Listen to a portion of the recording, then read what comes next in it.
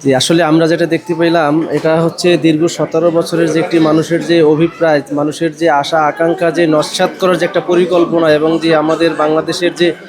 সর্বশেষ সর্বশান্ত করে দিয়ে গেছে তার একটা বাস্তব চিত্র আমরা এখানে দেখতে পেয়েছি।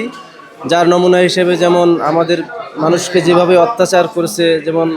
শাপলার গণহত্যা, এরপরে ২৫শে ফেব্রুয়ারি ২০০৯-এর বিডিআর বিদ্রোহ, এবং এখানে যে তার নিরঙ্কুশ একচ্ছত্র ক্ষমতার মাধ্যমে যে এই বাংলাদেশের মানুষকে একপেশি করে হ্যাঁ তাদেরকে যে শোষণ করেছে, অত্যাচার নির্যাতনের যে একটি চিত্র, তার একদম বাস্তব নমুনা, বাস্তব উদাহরণ আমরা এখানে দেখতে পেয়েছি। বিশেষ করে তার যে দীর্ঘ ১৭ বছরের অত্যাচারের যে অন্যতম একটি মাত্রা, যে আয়নাঘর নামক যে একটি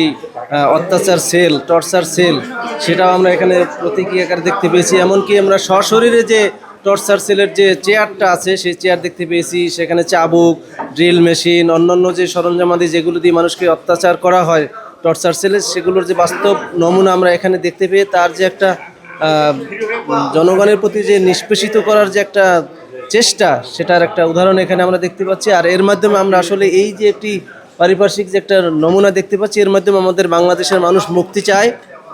এই মুক্তির মাধ্যমেই আমরা যেন এরকমের আর অন্য কোনো একটি উদাহরণ না দেখতে পাই, সেই রকম একটি বাংলাদেশের ভবিষ্যৎ পরিকল্পনা আমাদের বর্তমান সময়ের আমরা দেখতে পাই, এবং এর মাধ্যমে যেন আমাদের প্রত্যেকের জীবন যেন একটি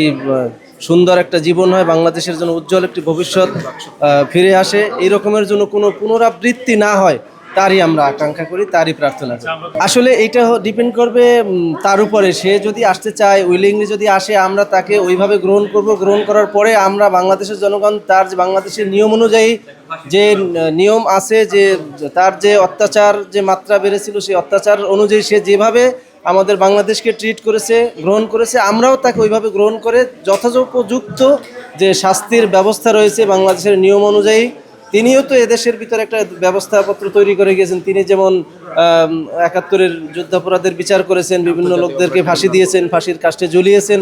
আমরাও তো সেরকম একটা আশা করতে পারি। তিনি আমাদেরকে উদাহরণ দিয়ে গেছেন, তিনি যে একটি রূপরেখা তৈরি করে দিয়েছেন, সেই রূপরেখার আলোকেই আমরা তাকেও বিচারের আওতায় আনব।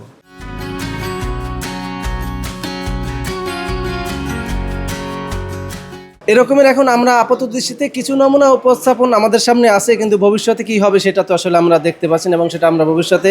দেখে আমাদের,